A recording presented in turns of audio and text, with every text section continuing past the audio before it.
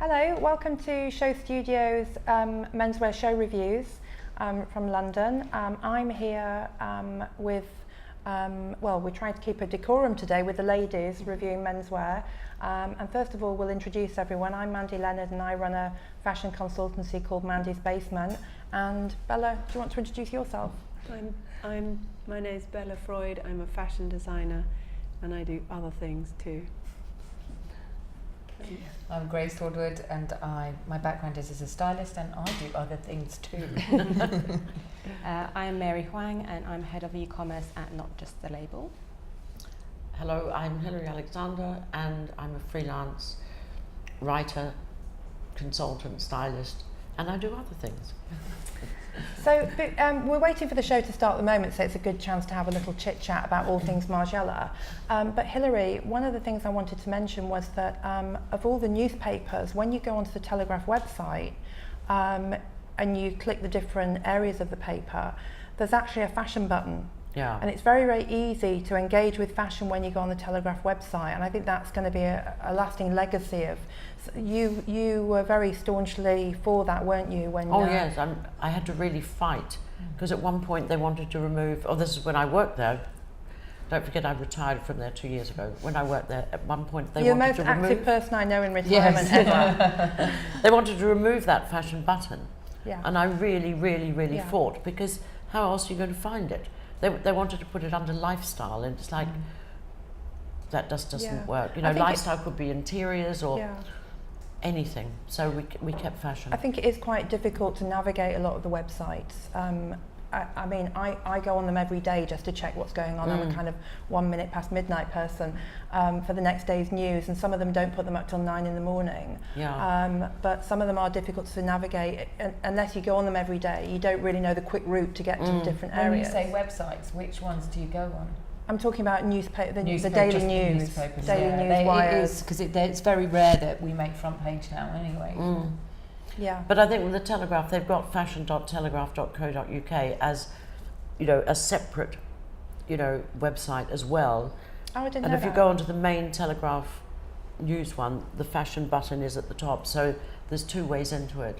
Yeah. But I must say, I do find the new vogue.co.uk website a bit tricky because I think they've done a revamp. Yeah, I agree. It's not as easy to get round. And it's difficult as a PR actually to do screen grabs if you've got some press, because it's a bit like the ID Online website. When you go down, some of it will stay static while you're scrolling down another side of it. Yeah. But I think it's a little bit of change, and it just takes a bit of getting used to. I think what Vogue.com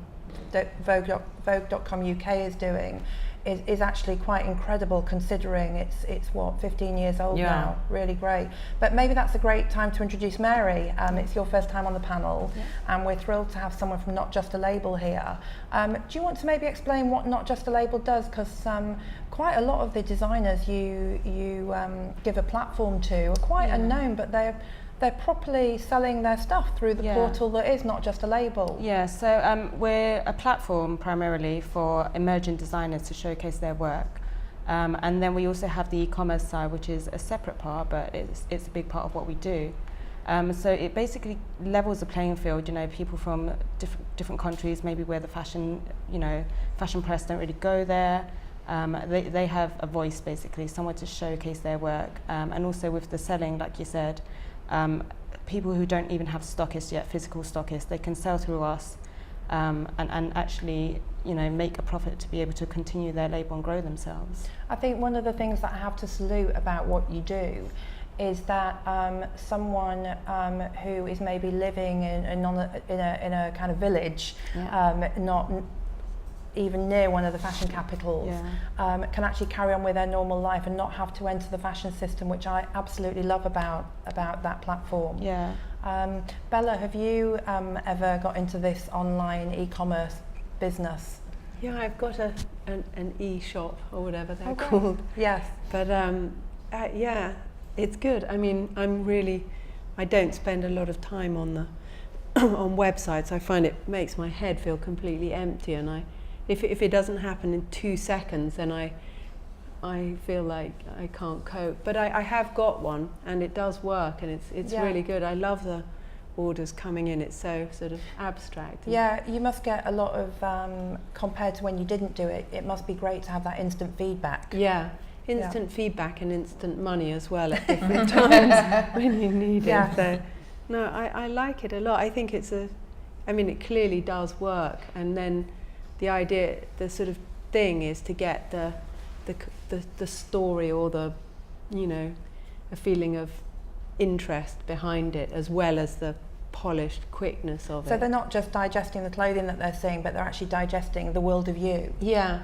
So not to kind of, people's threshold online is even shorter than in real life. So you have to stun them and take away their money in a very short space of time. Like being hit over the head. Yeah, with Smash something and nice. grab. I think, moving on to Margiela, I think obviously one of the things that has been amazing about the career of Margiela is the fact that we're not familiar with the person himself. I know that you've met him in the past, Hilary. Almost sort of by mistake. It was, I think, one of his very first Womenswear shows in Paris, in the Pigalle area. And after the show, I just followed a group of women, I think that Frenchelle, who I vaguely knew. I could see them going through a curtain, so I just tagged on. You're good at sneaking into out of and they were access chatting away areas, to this Hilary. rather sort of nerdy looking chap in a white coat with glasses. So when they'd finished, I just went and introduced myself, Hilary Alexander from the Daily Telegraph. He looked absolutely horrified. How did you get here? What are you doing here? Oh, and then just rushed away. You are a dart. You are a human dart. I've seen you in action. I've been at shows over the years where there's been celebrities and no one dare go up to them, and you just dart over, and they can't even not answer any question you're going to fire at them. Or you have to ambush them, and then especially in the days when I was travelling with a video cameraman, zap, you want to get them straight on, and then and that was you were very early doing the whole little video vox pop thing, weren't you? I think, gosh, it must have been 10, maybe 12 years ago. Yeah. But to get back to Margiela, sort of in later shows, all his assistants wore white coats. So there would be people serving, like, sometimes it was mulled wine or red wine and sort of strange Belgian titbits. And they'd be passing it all around. And I always used to think to myself, I bet Martin is one of these people. And he's going to pass completely unnoticed, because there'd be, say, 50 people in white coats, almost all looking the same, the men, short hair, some with glasses. One of them, I bet, was Martin.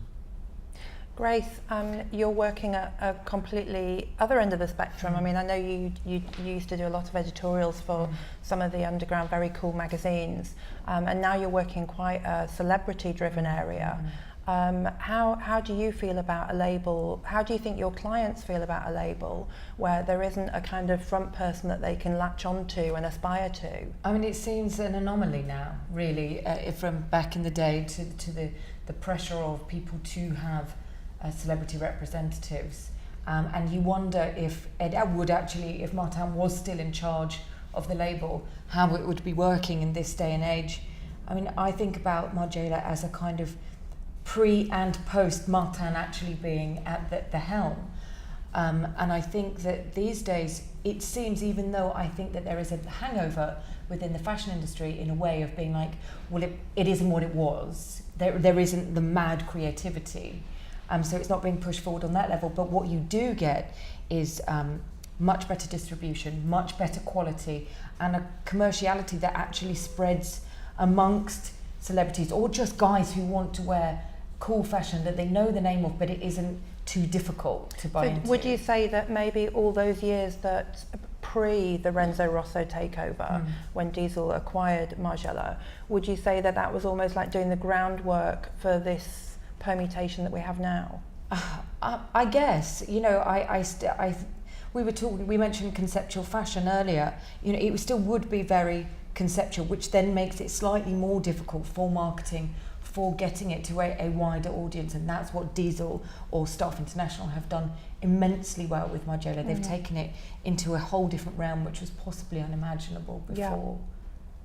And Bella, when you're doing a collection, how difficult is it to edit it for that final the final lookbook images really, or the show images, where you know you need to have the sales, but you need those fantasy pieces to kind of drive the press? Well, I often do it the other way around. I'll prepare the selling first anyway, because it starts so much earlier, and then think, oh, where's the story? What do I want to see this go into? You know, oh, I'd love her in that piece, but it's not going to suit her. I need to put more in, you know, and sort of write the story, the backstory kind of thing. That's the best bit, of course. And of course, I think that people find you interesting, your background, quite a lot. You know, the kind of artistic background, the family background. When people seem to write about your collections, you don't seem to follow the normal path of doing a show every season. You've done some quite interesting projects as well. You've done films. I remember a wonderful film that you did on the London Underground. Oh yeah. No, I got fed up with doing shows and felt that I didn't really show myself at my best, so I experimented with doing other things, and then that seemed to work very well, and there seemed to be, you know, interest and room for doing things in different ways, and that's definitely how I like to continue. Did you find that gratifying? When do you feel that the sort of audience you want have engaged with the brand on a kind of more a finer level, a kind of more sophisticated level, because you're not just putting out the runway? Well, I think people enjoy the diversity, you know, it doesn't mean that one way doesn't work for other people, but I suddenly thought, actually, I don't feel that people can see what I do. If I do a show, I don't feel I can show what I do. But when I started doing films and sort of shoots and experimenting with other ways of letting people see what I was doing, then that worked much better, and now I find people appreciate that, and I feel much more stimulated. And in the end, I think that's the crucial point, to carry on with the ideas. Do you think it's possible to be more conceptual with film than it is on a catwalk? Or easier, perhaps? It's difficult, because on a catwalk, when it's successful, you can tell the most wild and completely incongruous and romantic story, like Galliano and McQueen did, and Vivienne Westwood. You know, these wild sort of outpourings. And in a film, you need a story. And in a way, the clothes are less important in a film. And that's the real difficulty, because lingering lovingly over a pair of trousers or the most incredible dress even is actually pretty boring after about 3 seconds. So you know, any sort of film director will say you have to have a reveal, even if the story is 30 seconds or 3 minutes. You know that thing Hitchcock said, there's 3 important things: the story, the story, and the story. And that applies with fashion film as well. So in that way it's harder, because you have to come up with a good tale. And also, I guess it depends on getting it out there. Catwalk images are I think are so much easily kind of distributed and consumed and understood by people who don't necessarily, it's more like I would buy that kind of thing, or understand the aesthetic very clearly for a lot of press, rather than a film which you're hoping that people would pick up and then will go viral and stuff like that. No, definitely.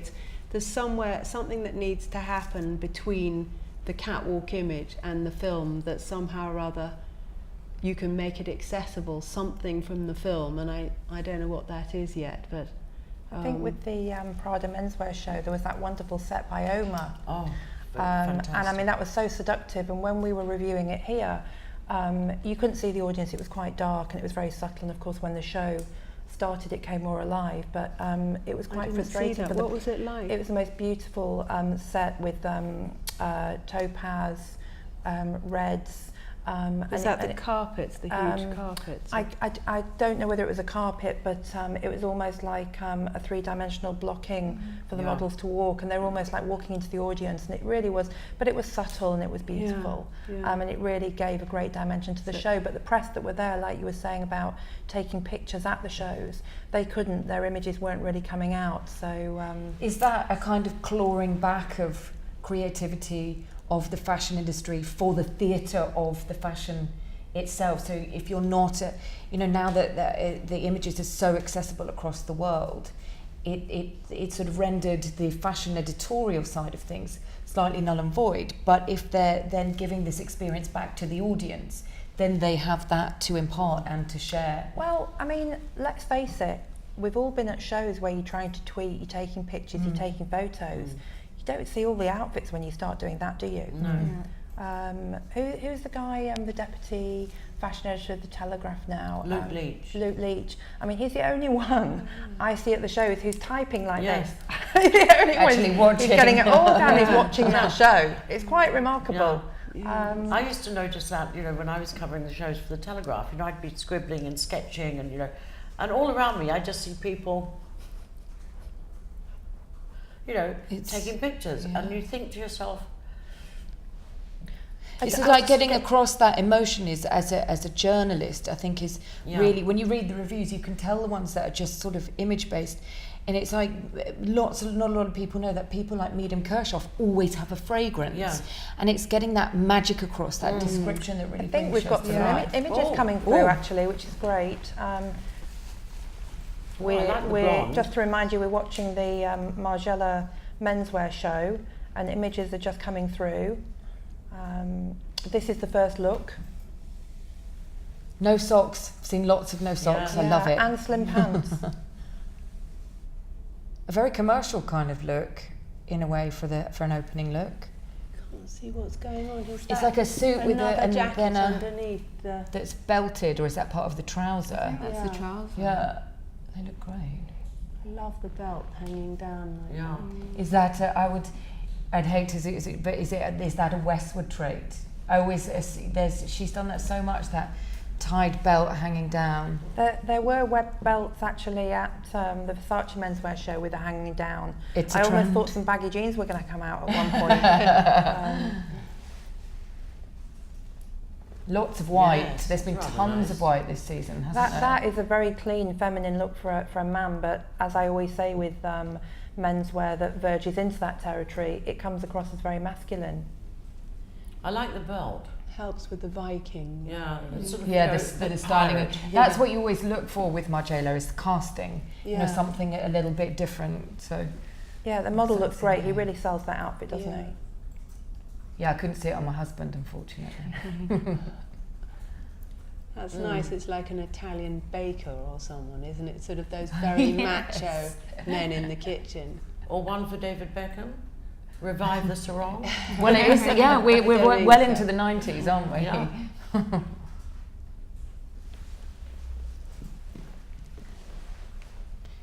And again, it's interesting to see beards and long hair, not so clean cut, because a lot of the shows have had very clean cut models.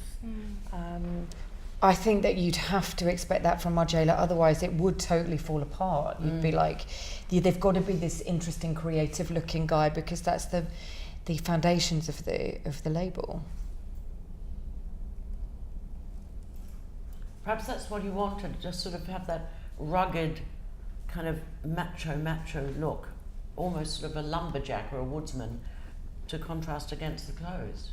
Against the skirts. Is that a slight apron, do we think, underneath? Because Margiela, when he first started the label, that was one of the first thing that kind of shocked the establishment, the black leather butcher's apron. Yeah. So this does, in a way, you sort of you imagine the sort of sharpening an axe and wiping it on this kind of apron thing, even though eating at St. John.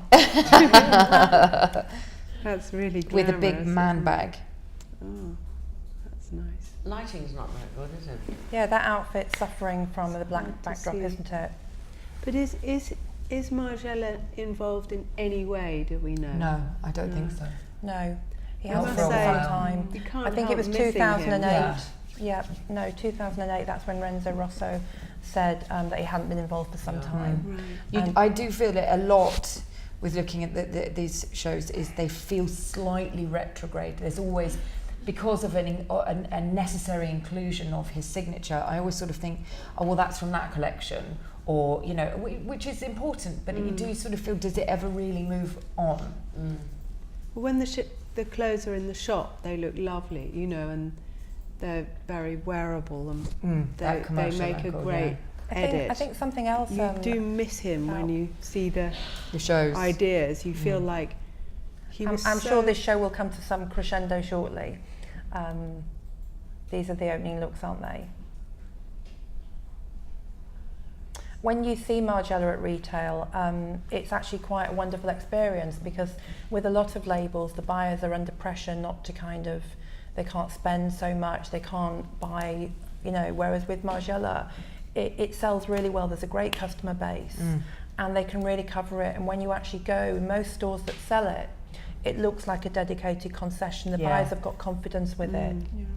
And they've kept, whilst it is conceptual, it's not so conceptual that it's frightening, I think, for a wider customer base as well. And I think it's one of the very few labels where, when you do buy new pieces, you can interchange it as you do with your older pieces. I don't think it dates, and I think that's been the magic of Margiela all along. And I wonder if that's got, I'm sure that the customer base sort of died off a bit when it wasn't so hardcore authentic anymore, but it feels to me like it's softening the edges a bit, so that so many more people can buy into it and then kind of build on that aesthetic, like you're saying. And it's still wonderfully understated, you know, for men really particularly. Lovely.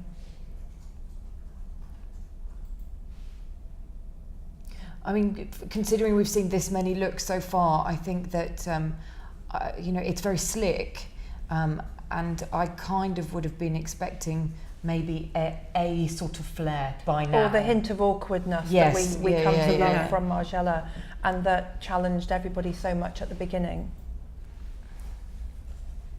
Oh, and this is, you know, I hate to say it could be like sort of, you know, the diesel couture man sort of line, you know, but, you know, you can't knock it if it's working, I think.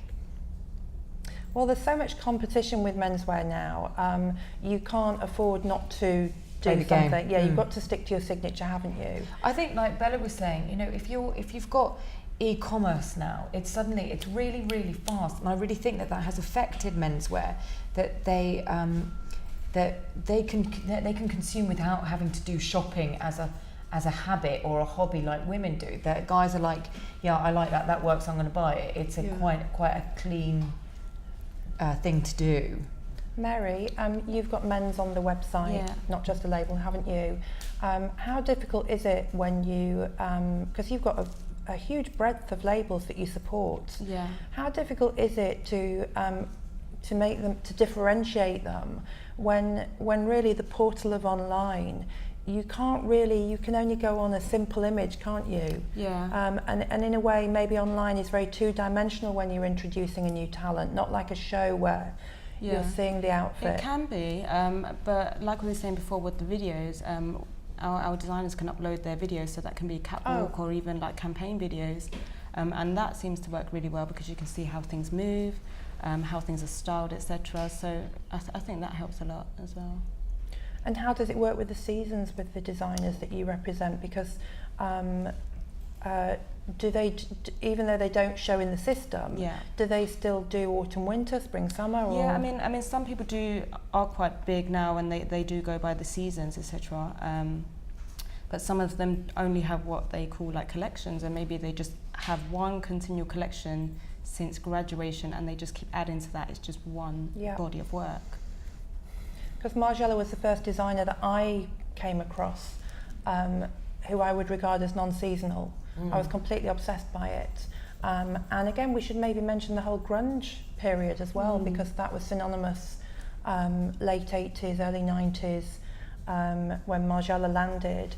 And it was almost like this Victoriana look, but it looked brutally modern. And there was a fantastic shoot in the face that almost launched it. that Joe Casely-Hayford styled, and it was that mutton of lamb shoulder, very slim silhouette. All the trends in fashion that we regard now as the norm, like the long narrow sleeve that's a bit too long. Margiela catapulted all these thoughts into the fashion language. Yellow shoes. Yes. We've seen a lot of yellow in menswear this season. There was lots of carving, actually, wasn't there? And as a conceptual sort of show. It didn't look like this, that's for sure. The sleeveless jackets look very clean, don't they?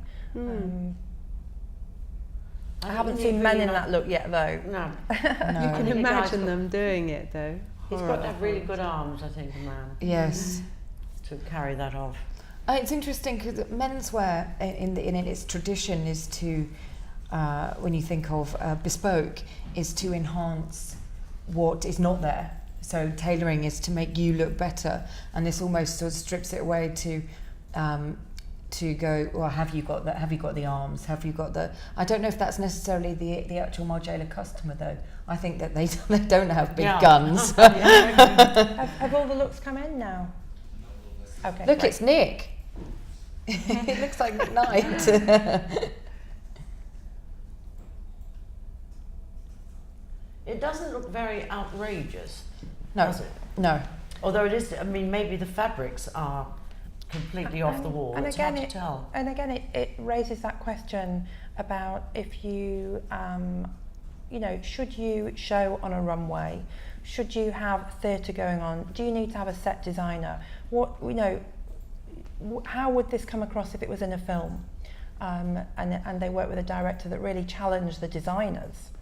Do you remember when Victor and Rolf did they just did the one model and they did all the dresses and then they sort of took them off, and that's the kind of thing. Were you there? Yeah, that's the sort of thing that you really would imagine from Margiela, and now that there's the money behind it, you kind of would like to see that rather than a grey carpet or whatever that is. Like you said, we could be missing something here. Margiela used to do those conceptual presentations. Yeah. But now that they've got the money behind it, you kind of think, well, why not still be doing it?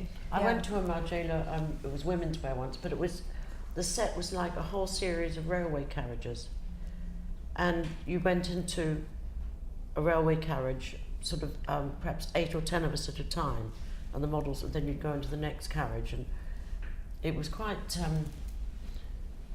amusing. Yeah, but that's part of the sensory experience. I remember going to Margiela as a buyer in Paris, going to his office, and one season they set up a mini little movie theatre, just 8 seats, and part of the procedure when the buyer arrived was you'd go into this room, you'd watch a film, then you go to a long table, and me and the other buyers would sit behind it, and then the butcher's coat wearing staff, Patrick Scallon, who's actually probably been the most recognisable face of Margiela over the years. He was actually the communications director, but he was involved in everything. And he and another colleague would present the collection to us, and it was almost like you couldn't turn around and say, we can't be bothered with all this, we just want to look on the rack and pick out things. You couldn't get away with that. But actually that's quite good, because you were giving the buyer a kind of semi-education so that they knew what they were engaging with when they made that vital decision for the figures.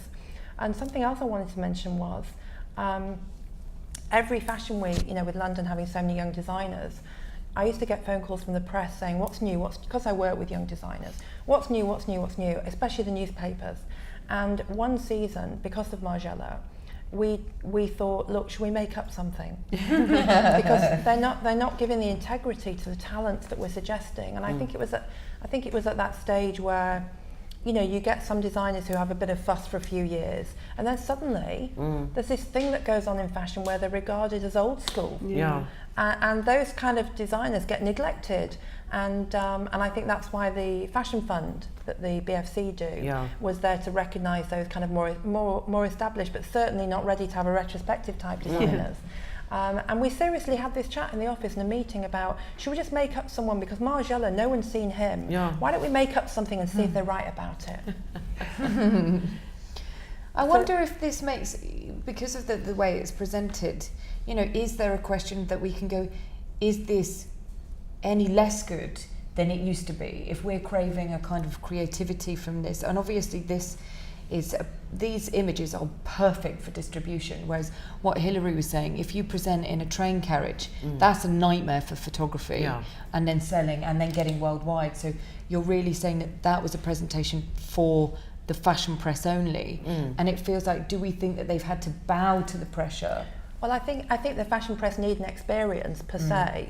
I don't think at the Prada show, if they couldn't get great pictures, they wouldn't be frustrated by that. They just, Mucha Prada wouldn't have planned for the press not to be able to take pictures. She would have actually made that decision because she wanted her set to be beautiful, and if it compromised that vision of how the set would look. But I think also, Mandi, with the Prada shows always, whether it's men or women, where the press, like the fashion editors sit, is completely different to where the photographers are. And there's always a photographer's pit or a photographer's podium where the lighting is right. So we may not have seen that. But she wouldn't, set up a show worth millions and not have a photographer unable to I'm get talking about the editors and their tweeting and what have you. But when you did your train experience, I'm sure that there was an area with a white backdrop that the photographers probably were allowed. Sometimes there weren't, and sometimes you do see shows where you're like, even big shows, and you're like, that photography is awful, just because of the light and what it does to the models' faces. But this looks incredibly considered as well. I guess that's where the money's gone.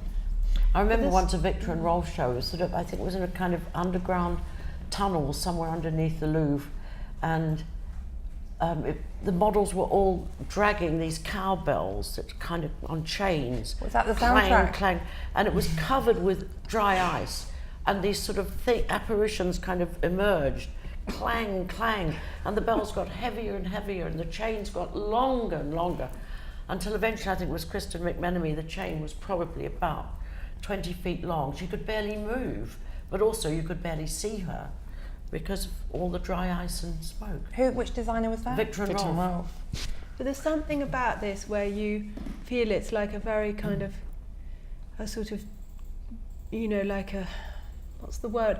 A package of, there's a nod to creativity, but it's all about commerciality, and you know that this person with this extraordinary genius who made this isn't there anymore, and that somehow or other they're trying to keep the concept, or this is just my interpretation of, there is no kind of person there, but when Margiela was there, he was there, even though he didn't want to be the centre of attention. The ideas came from him, and there's something in the missing. I mean, it's all really lovely, this, and obviously it came from him at some point, but you just, that thing of, there is the designer with all their foibles, very irritating, often getting on everyone's nerves because you can't get a proper picture, and it's so complicated. Why does it have to be in a train carriage? It's a nightmare. But there's a truism. That's, you come away in the end with this thing in your head, and it ricochets and it ripples out and affects people, and emotionally and aesthetically, and that's what I think actually though that Margiela is still a wonderful brand, and they do have the ideas, and they have a wonderful team, and actually, even though it's very sad that Martin's not there anymore, I do think that he's established a brand, he's established an aesthetic, and I've met people that work in the design studio there, and they are completely in homage to the ethos of the brand, and I just think that this particular collection just looks slightly low key, and I think that we can't really judge the fashion house on this show. I think for me this raises questions of these runway looks that we're looking at, they just look a bit flat, and we would I feel like we're looking at clothes rather than the theatre that we kind of maybe expect from this sort of label. I don't think you should do theatre gratuitously, and I don't think Margiela even did that when he did do the ideas that we discussed. I mean, remember that in, was it 94, he got very phased out by the idea of a show, and he did something in London. In fact, they asked me to be in the show. It was at Joseph. And because I was obsessed and I wore loads and loads of Margiela, I think through the stylist they asked me. But they did some shows around the world. There was one in Joseph in London, and it was just street cast. And he did it where the models had their eyes covered up. And he got very phased out by the system and wanted to do something different. But one of the things that is really wonderful, that he never did anything for the sake of the theatre of it. And I just think this just looks quite low key. I still think you get that spirit through the casting. And the casting's great in this, like you're saying, like that kind of street casting. These guys don't look like, the usual Marcus Schenkenberg sort of chisel jaw models. To me, I see a lot of Russell Brand. Yeah. Especially those little dandy waistcoats, which we've seen at least 3 or 4. There's one there. I think they really are amazing pieces. I can see a lot of men wearing that. But equally, I can see Russell Brand. But he'd do it with skinny. I think the other problem you have is that when you put out a show like this, there is so much good menswear now. There's so much more column inches given to menswear that if you don't have those kind of outfits that can compete with not necessarily the trends that are coming through, but something that is pressing the buttons of those influential editors who are sat at that show, it's quite easy to get lost in this sea of brilliant menswear. So that's what I find is lacking from that particular... But would a house like Margiela these days need to necessarily worry about pure editorial as it was? Because they like we were saying, that they almost have such a strong customer base. They have returning customers. They have such a strong brand store in store. You kind of sort of think, actually, they're not clawing for attention anymore. They don't really need to. But I think it's still, you've got to maintain something of a presence. I mean, even if you don't want to gain ground, you don't want to lose ground. Yes, you can't become complacent with anything in this world. And you know what? When that label is edited and put on the racks at the buying appointments, it might press those buttons with that buyer. You don't know. But from this show, I just think that I'm just thinking about, and also the editors are a lot younger now. It's a different generation that are coming through, and there's a lot of younger designers coming through. So a lot of the people that I really respect their writing of menswear. I'm just wondering how they would engage with this at that show. I mean, I kind of menswear, again, we were saying earlier, I sort of gauge, because I'm not a wearer per se, I do gauge it by thinking, will my husband wear this, or will the people that I know wear this? But also, I do think in my head, what would Charlie Porter be saying about something like this? Because he, like you said, sort of represents a sort of different generation, and he goes kind of crazy over the really nuts things, but you don't... I do like this look that we've got on the screen at the moment. It's got kind of a shell suit vibe going on, but still suggesting a suit. I like all of them. They're all really lovely. It's very slick. It's that I just want to connect. I want to think about... I know it sounds stupid, but I want to think about him, and that's the bit that's bothering me. I wonder what was his process and what he's feeling like now. He could be living in Camden. But let's talk now about really what Margiela did when he started, because in a way, some people accused him of looking back too often, but he always said, well, I have to look back to go forward. And then I think there was a point in there was one year when Suzy Menkes and Marc Jacobs had a bit of a spat, because she'd done a show review saying that he'd looked too closely at Martin Margiela, and actually I have to give Marc Jacobs credit. He turned around and said, well, look, I don't have any disguise. I am inspired by Comme des Garçons and Margiela. And I think very early on, Comme des Garçons was clearly established and we respected that, but suddenly this kind of unknown avant-garde label was influencing a lot of people. And he was obsessed by obsessed by vintage clothing, and he wasn't reinterpreting them even, but he just had that magic that made things look new. Well, for those people who maybe don't know necessarily what Margiela did, there was a lot of upcycling. He was one of the first people to to take the vintage stuff, but also just make it sort of more than it was, which is a kind of within the fashion industry is a slightly sort of off the wall, risky thing to do when we're talking about commerciality. But that's why I guess these feel so kind of poles apart. You don't see that. And also the linings of clothing. I had a pinstripe pale grey silk dress, and it had a kind of fold down the front that was so weird and random. And and his clothes. I had a beautiful silk jacket, and whenever I went to New York, I remember I'd screw it up and put it in my bag, go through the flight. At the other end, I'd take this jacket out, and it was beautiful. I wore his clothes for wedding, funeral, parties. I even did a stall on Portobello Market wearing Martin Margiela. I mean, it was so versatile. In terms of quality, between then and now, what would you say? The quality was always incredible. Because it never...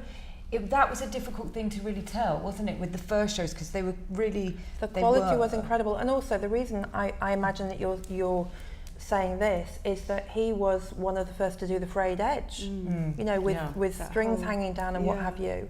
I mean, this was a time when people kind of got into Birkenstocks and androgyny, and grunge was coming into things. A recycled sole? Could be. Is it a boot or a shoe? It's a boot. It's a boot. Yeah. It's a shoe boot. Boots for spring, summer. So it's sort of military influence. There's been quite a lot of military across the board. I mean, I guess there always is. There's the waistcoat again. Like you said, like Russell Brand. Now it's in my head. I can't get rid of it. Get out of my head, Russell.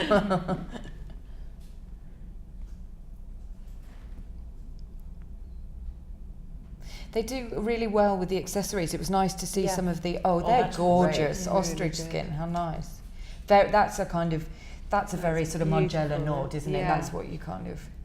We should also mention that Show Studio moved to Knightsbridge, Belgravia, just before Christmas, and prior to that, their old studio was a Margiela shop. Yes, of course it was. With the white painted floorboards. And going to a Margiela shop is quite an interesting experience. It really is. My husband wears Margiela. I mean, he never wears any fashiony thing, but somehow the clothes. Yeah, I think it's really wearable. It's a great, low-key, cool look for a guy, isn't it? And the people that work there, they're. I mean, they could be talking to, you know, sort of Peggy Guggenheim or my husband. I mean, they're I'm so glad you made that point. Integrity. I'm so glad you made that point, because that's one of the things with designer shopping. You know, I think that you can get better service in a high street shop, quite frankly, with a lot of them. But when you go to Margiela, whether you're in Paris, London, wherever, it's a Margiela shop, the staff are great. Yeah, they're really into it. Brilliant. They really take each person and think, how do we make them happy and make the most of them? And they appreciate that a Margiela customer doesn't really want to be told what looks better on them. They allow you to... This is really hot right now, or this is on trend. They're like, whatever. And they they don't push something on that doesn't work. They're very sympathetic. Yeah. I know quite a few of the staff, and they really do embody the brand as well. It's not like they put on the lab coat and then they go home and they're wearing, you know, Top Man. It's like they really love it and collect it. And you feel interested in them as well. They do stuff outside of the shop. It's a little bit unfair that we haven't provided a knowledgeable chap on our panel today to give the men's point of view. But something that I've been enjoying from the men's show, and I think it is relevant to Margiela, is the idea of women buying men's clothes, because you know, if I think about buying a great sweater, I would much rather buy a men's Margiela sweater than a women's Margiela sweater. And I just wondered, maybe, do you find that you have different customers, you know, like women buying men's clothes for themselves? Do you get that kind of information or feedback from the site? I mean, I feel that it's been going for quite a while now that women want men's clothes and not the women's version of the men's clothes. And this whole unisex thing as well, obviously, that's been going for quite a while. And I myself, I buy menswear all the time, and I just find it's less fuss-free almost sometimes. It's got more of a nonchalant look, hasn't it? I think when you buy men's clothes, it looks like you've just taken your boyfriend's clothing and you haven't tried, which we all try. We all try to look like we haven't tried, don't we, when we get ready for an event? Or I think it's amazing that Savile, that's, you know, the brilliance of Savile Row. Whenever they go into tailoring, and they're always like doing their women's stuff is just so wrong. You know, it's never like, and it's like, no, just do me a man's one. You will never recreate Bianca Jagger's wedding suit. No, don't do like in at the waist or anything like that. So I think that it's a really kind of interesting chat to have. I mean, like you said, I'd rather pick up, boyfriends. I've stolen loads of ex-boyfriends' clothes that I've still got for that very reason. You wouldn't want to go and buy into it necessarily.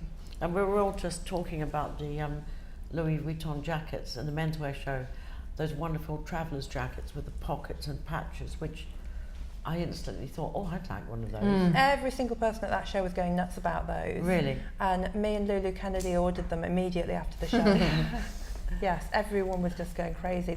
The women at the show and the men. Yeah. And they've Kim Jones actually Instagrammed yesterday the new bandanas that go with the collection. And they're brilliant. Yeah. So it's like a classic bandana, think Camden, whatever, but little LV in the middle. Yeah. Makes all the difference. Is that some of the ones that were just slung in the neck? And then it did a great big kind of smock in it as well. Yeah. I was reading, was it whoever did the review for Style.com was saying actually they're Provençal prints, which was a nice nod to spring summer in a way rather than Americana. And France. And everyone was going nuts about the trainers, the sneakers at the Vuitton show as well. A lot of the young editors were putting in their personal orders too. Showing that the customer, even though it's like mega expensive, it's showing how the customer has globalized with more money to kind of buy into it. At one point, Vuitton was still the kind of slightly dusty, really expensive luxury house, but now it's doing sneakers that everybody and everyone going crazy about the jackets. Yeah, and if you want to buy into it, having a bandana, you can feel you're buying into it, and the bandana's not going to be expensive. You can't make it expensive. Well, Mandi, you can always have the logo tattooed on your leg. And are there any other? Have you been looking at any other men's shows? Are you doing menswear, Bella? Well, not. I do occasional dumb. Friends must put a lot of pressure on you to do menswear for them. I do a small amount. I've got what is this wonderful sweater? It's fabulous.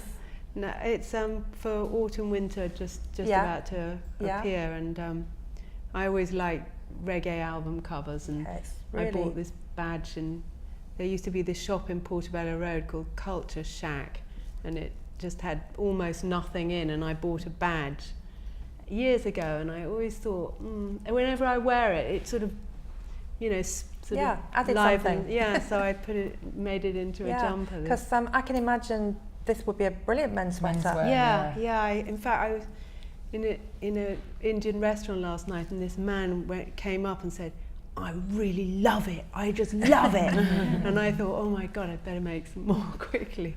It reminds me of that Bob Marley song.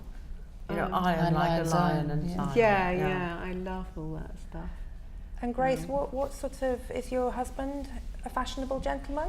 He is off his, I don't have to style him. It's great, I can have a day off. He won't make a decision at home, and I don't style him at home. So what have I been looking at? I loved the Havaiana and Valentino collaboration for the flip-flops. So they're, the rubber, and then they've got, I don't know if it's real crocodile on the top, but sort of super mega luxury paired with just the most, everyday streetwear. I love that a lot. Westwood, he wore Westwood to the wedding. And so that's always a show that I go to commercially to go, right, okay, are we going to be shopping next season?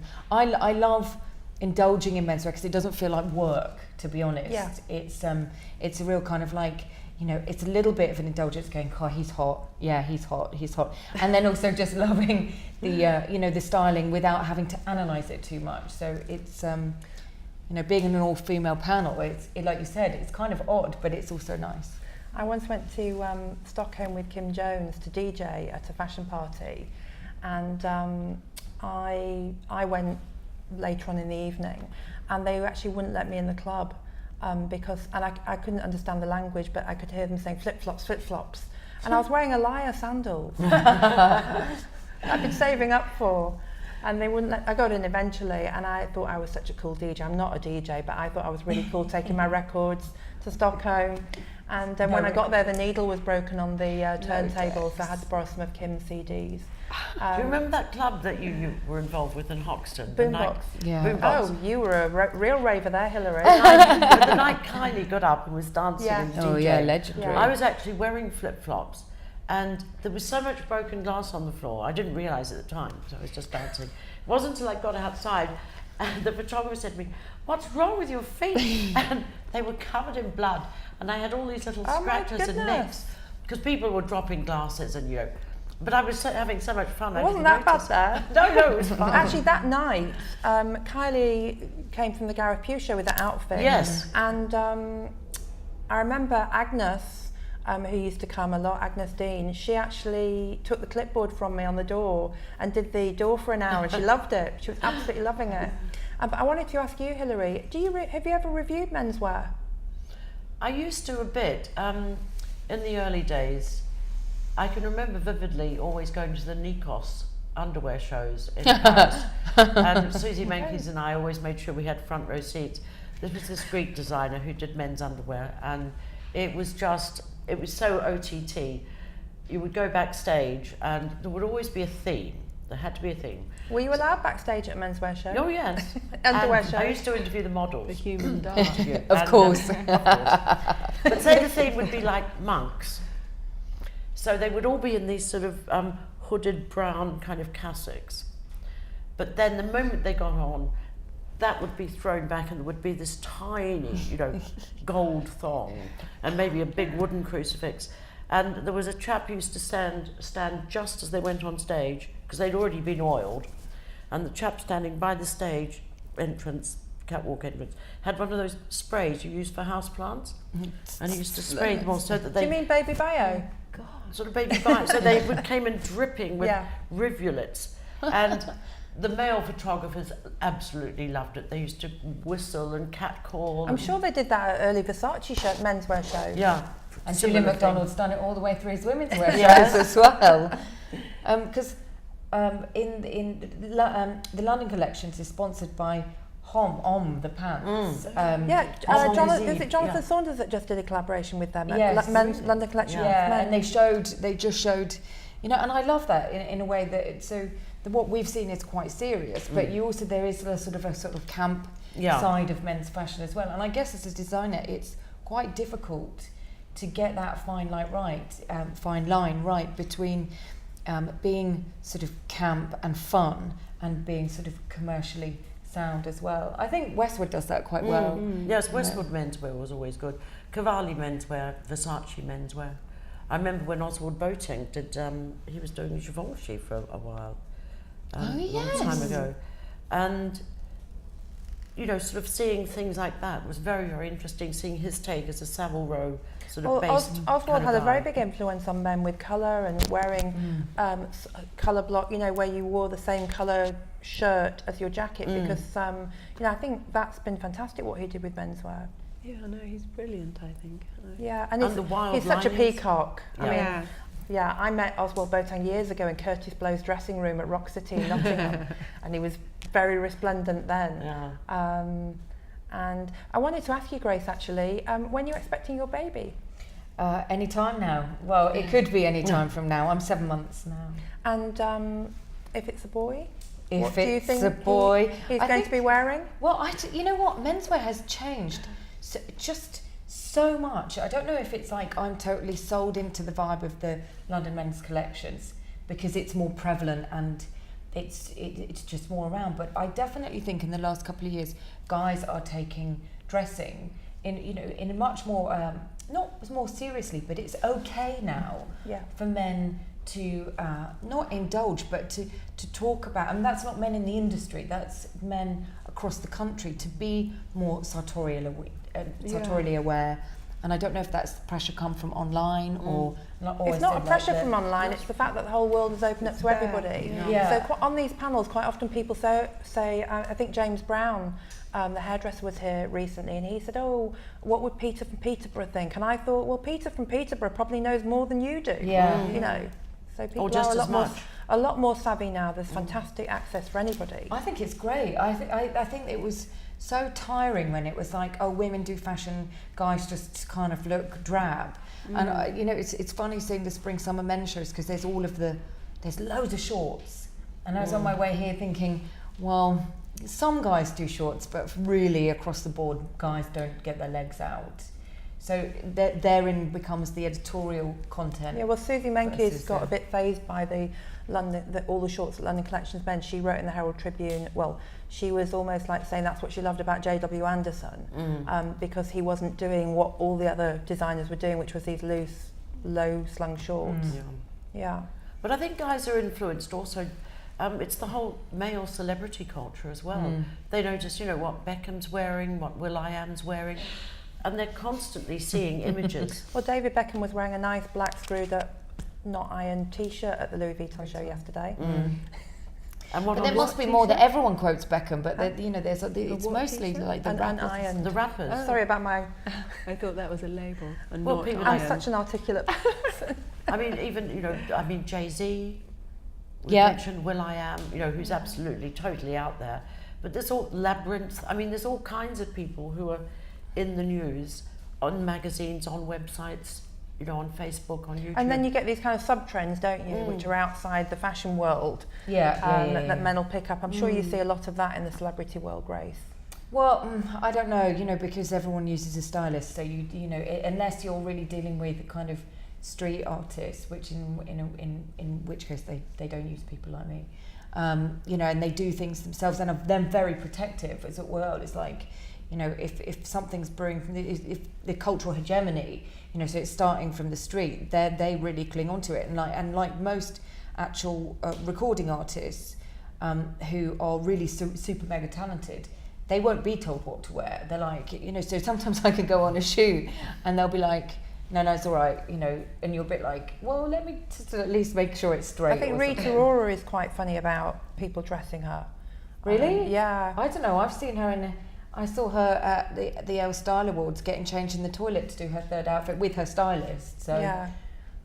But I imagine that she's dealing with a language that she's probably. I mean, she's quite feisty, so I would imagine that's an interesting debate. Maybe that'll be another panel discussion, really. And do you do many men's? Do you have any men's clients? Not at the moment. Have you done men's?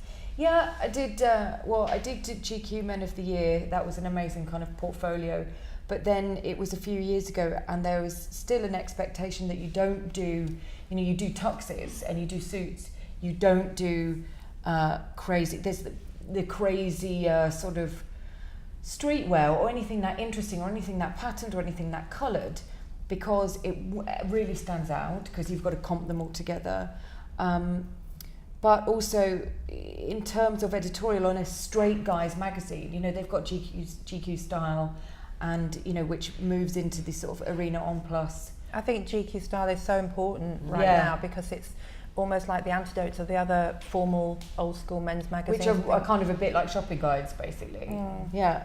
One of the most strangest men I ever dressed when I was working at the Telegraph was the Naked Rambler, because we'd all seen him totally stark naked except for his walking boots going from Land's End to John O'Groat.